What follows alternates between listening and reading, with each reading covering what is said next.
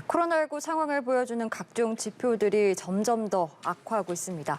방역당국은 이번 주 중 특단의 조치 가능성을 언급하고 있는데요. 오늘 천은미 이대목동병원 호흡기내과 교수와 함께 관련 이야기들 나눠보도록 하겠습니다. 교수님 어서 오시죠. 안녕하십니까. 예, 확산세가 계속해서 커지고 있습니다. 이제 위중증 환자가 1,000명까지 넘을 수 있다 이런 우려까지 나오고 있는 상황인데요. 현재 상황 어떻게 진단하고 계신지요? 네, 위드 코로나로 가기 전에 우리가 고령자층을 보호하기 위해서 이 백신을 맞게 되면 면역이 떨어져서 돌파가 된다는 사례가 이미 나왔었거든요. 예. 그렇다면 추가 접종을 좀 준비를 하셨어야 되고, 그리고 확진자가 늘게 되면 당연히 입원자가 늘게 됩니다. 중증자가 늘기 때문에 거기에 대비한 병상 대비가 되어 있어야 되는데 그 두 가지 준비가 부족한 상태에서 위드 코로나를 전면적으로 시행한 거죠. 단계적이 예. 아니라. 급격한 이동량 증가가 늘어나면서 한 달 만에 지금 확진자와 사망자가 급증하고 있습니다. 그런데 이러한 지금 확진자 급증 상태는 앞으로 당분간은 줄어들 수가 없습니다. 왜냐하면 강력한 거리두기가 들어가더라도 한 달 이상의 시간이 걸리거든요.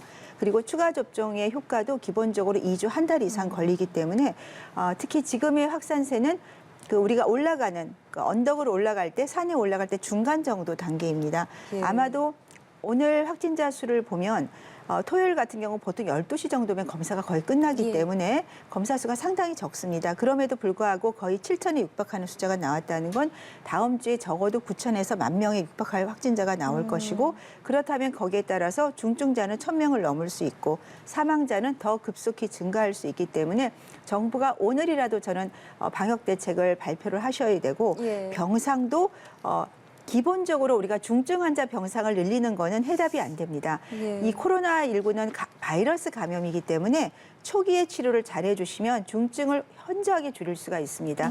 초기보다 사망자가 많은 것도 입원을 못하기 때문에 치료를 못해서 그렇거든요.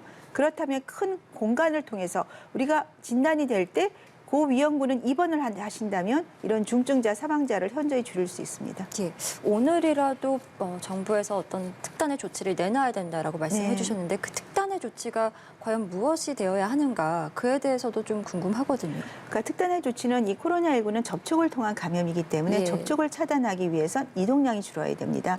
그러기 위해서는 정부가 방역 대책을 내셨습니다만 사실 사적 인원 제한하고 방역 패스이기 때문에 큰 모임을 제외하고 대부분의 모임은 지금 되고 있어요. 예. 그러니까 큰 효과가 체감하는 게 없는 거죠. 그렇다면은 좀 더 강력하게 영업시간이라든지 집합금지라든지 사적 인원 모임을 시행을 해야지만 국민들이 체감을 할 수 있고, 단 그 전제 조건은 정말 고통받고 있는 자영업 소상공인에 대한 예. 지원을 해야 되고, 저는 이제는 더 이상 전국민 재난지원금보다는 선별적으로 이런 분들에 대한 지원을 하시면서 의료 쪽에 투자를 해주세요.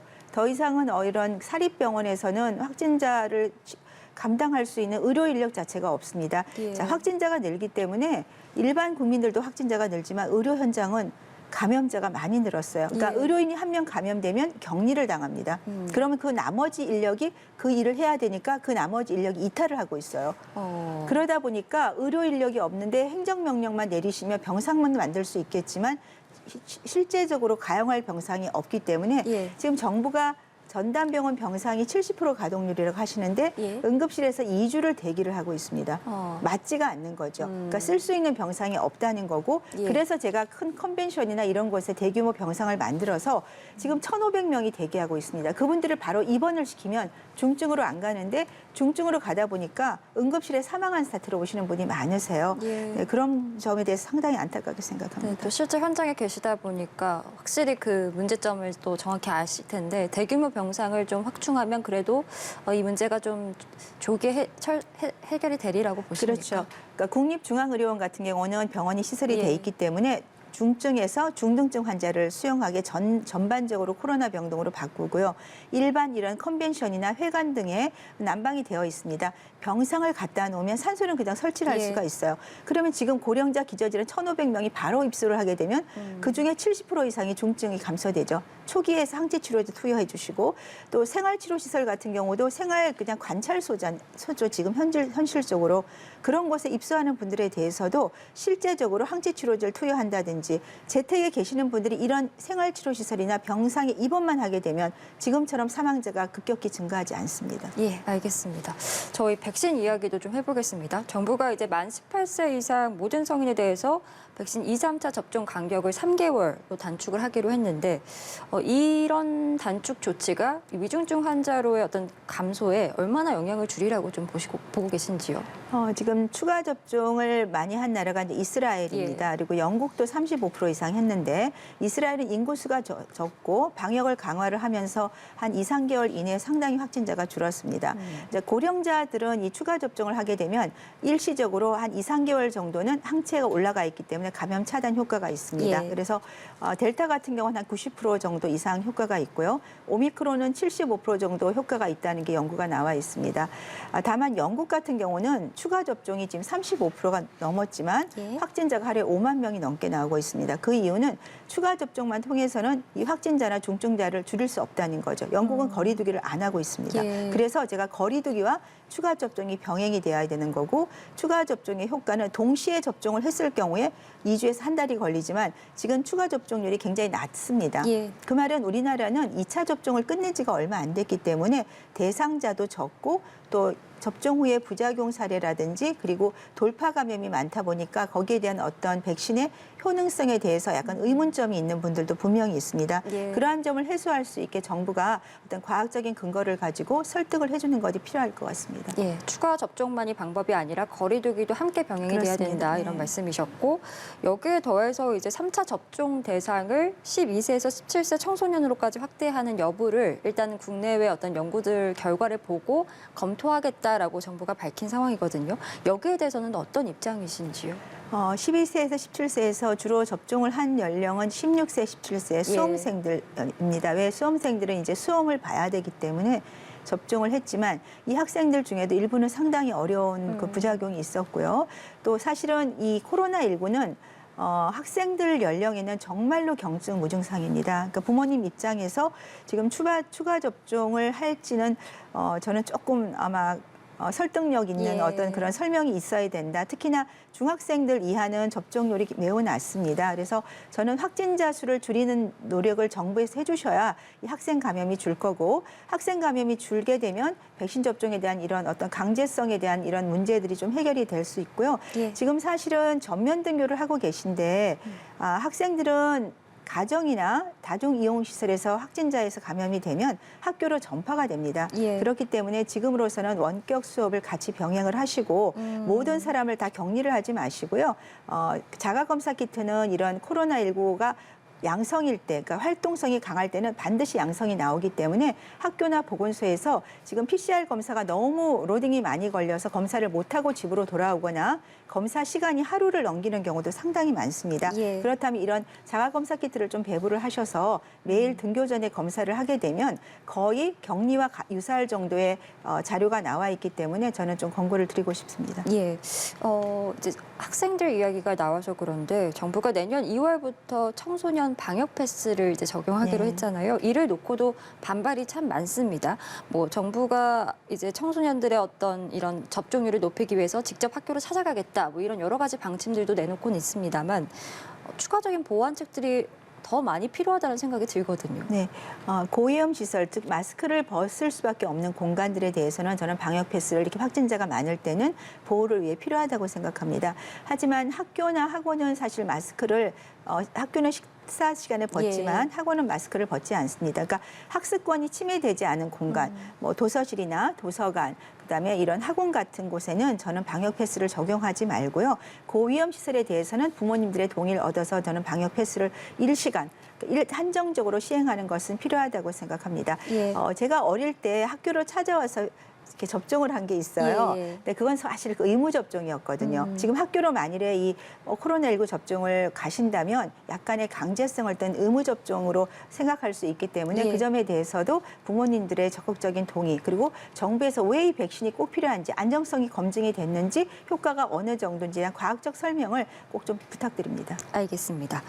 그리고 내일부터는요, 백신 접종을 하지 않으면 그리고 48시간 이내 PCR 검사 음성 확인서가 없다면 식당과 카페 등 다중 이용 시설을 이용할 수 없게 됩니다. 그런데 예외가 또 뭐 백화점, 키즈카페, 오락실 등은 이용할 수 있다라고 돼 있어서 좀 혼란이 있을 것 같습니다.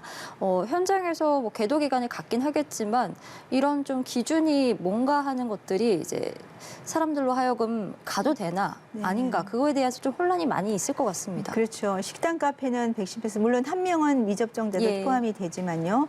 그런데 결혼식장이나 장례식장도 사실은 식사를 하는 공간이거든요. 그렇죠. 네. 근데 특히 그런 곳은 여러 수십 명, 수백 명의 식사를 같이 할 수도 있기 때문에 이 점에 대해서는 저는 방역 패스가 이쪽도 같이 적용이 돼야 되고 예. 여러 가지 조금 형평성 문제가 있는 이런 방역 수치 들이 있습니다. 분명히. 그러니까 이러한 점에 정부가 조금 더 세심하게 적용을 하는 노력이 필요하다고 생각합니다. 예, 저희 그 새로운 변이 오미크론 이야기도 좀 해보겠습니다. 전북에서 오미크론 첫 감염 사례가 발생했는데 이란에서 입국한 30대 유학생이고 아프가니스탄 국적을 갖고 있다고 합니다. 그런데 문제는 이 유학생과 접촉한 사람이 지금 굉장히 많아서 지역 사회로 이미 퍼졌을 가능성에 대해서 전문가들이 언급을 하고 있거든요. 네, 오미크론은 사실 델타보다도 변이가 2배 이상 많고 그렇기 때문에 훨씬 더 감염력이 높습니다. 단지 이제 증상이 좀 약하다 보니까 도리어 젊은 층에는 더 감염을 많이 퍼뜨릴 수가 있고요. 예. 지금 이런 경우도 우리가 오미크론이 발견이 됐을 때 WHO에서 보고를 했을 때 일부 국가는 완전히 입국 제한을 한다든지 아니면 들어오는 모든 외국인에 대해서 격리를 시켰습니다. 예. 저는 그것이 반드시 초기에 진행이 돼야 되고 앞으로도 기간을 두지 말고 최소한 격리를 열흘 정도로 하게 되면 이 바이러스는 보통 일주일 정도가 지나면 활동력이 급격히 감소하기 때문에 예. 전파력이 떨어집니다. 그래서 그런 행정적인 노력도 필요하고요. 특히 오미크론 같은 경우는 지금은 증상이 약하기 때문에 사람들이 도리어 크리스마스 선물처럼 생각하는 이런 예. 얘기가 있지만 하나의 단점이 있습니다. 증상이 약하기 때문에 이 코로나19 바이러스하고 코로나 감기 바이러스가 같이 결합이 됐다는 그런 어떤 유전적 그런 결과가 있어서 그러다 보니까 감기처럼 가볍게 앓지만 전파력이 훨씬 빠른 거죠. 그러다 예. 보면 더 많은 사람이 감염이 되고 더 많은 사람이 감염이 되면 결국은 취약계층이 감염되면서 중증자가 발생을 할 수가 있고 그러다 보면 새로운 변이가 생길 수가 있는 거죠. 예. 그러니까 변이가 생기는 이유는 취약한 계층의 몸에 오랫동안 이 바이러스가 머물면서 변이를 유발하는 거거든요. 그러면 새로운 변이의 위험도 있기 때문에 사실 오미크론에 대해서 정부가 좀 더 강력하게 예. 차단을 하는 노력이 필요합니다. 네, 뭐 오미크론 같은 경우에는 전파력과 뭐 여러 가지 위협적인 부분에서 갑론을박이 이어지고 있습니다만 그전 변이들보다 전파력이 빠르고 대신 좀 경증이다 이 정도는 네. 알려져 있잖아요. 근데 이제 79%가 돌파 감염 사례라고 하더라고요. 네. 그만큼 이제 전파력이 높다는 건데 현재까지 나와 있는 이 오미크론의 예방법은 부스터샷으로 알려져 있잖아요. 네. 이 외에는 또 다른 예방법은 없는 겁니까? 그러니까 오미크론은 기존의 백신이라든지 기존에 감염됐던 분들은 초기의 바이러스에 대한 항체가 가지고 있기 때문에 예. 오미크론 변이가 굉장히 많습니다. 30개가 넘는 변이가 있고 그러다 보니까 몸의 침투력이 굉장히 좋죠. 그리고 기존의 항체가 얘가 붙지를 못하니까 효과를 발휘를 못합니다. 예. 그래서 부스터를 맞는데 부스터를 맞은 효과에 대해서 여러 데이터가 많이 나오고 있습니다. 아까 말씀 델타에 대해서는 이 부스터가 90% 이상 효과가 있는 반면 예. 오미크론은 한 75% 효과가 있기 때문에 그러면 부스터를 맞더라도 25%는 돌파가 되죠. 그리고 그 지속 기간에 대해서는 아직 모릅니다. 우리가 2차 접종 후에 지속 기간이 보통 9주까지는 한 7, 80% 유지가 되는데 예. 3개월 이하가 되면 50% 이하로 떨어집니다. 그러니까 그 기간 자체에 대해서는 아직 명확하진 않지만 단계적으로는 오미크론은 한 75% 정도는 우리가 감염 차단할 수 있다는 게 최근 영국에서 나온 자료가 되겠습니다. 예, 알겠습니다. 오늘 저희 코로나19 소식 여기까지 이야기 나눠보도록 하고요. 지금까지 천은미 이대 목동병원 호흡기내과 교수와 함께 관련 이야기들 나눠봤습니다. 오늘 말씀 고맙습니다. 감사합니다.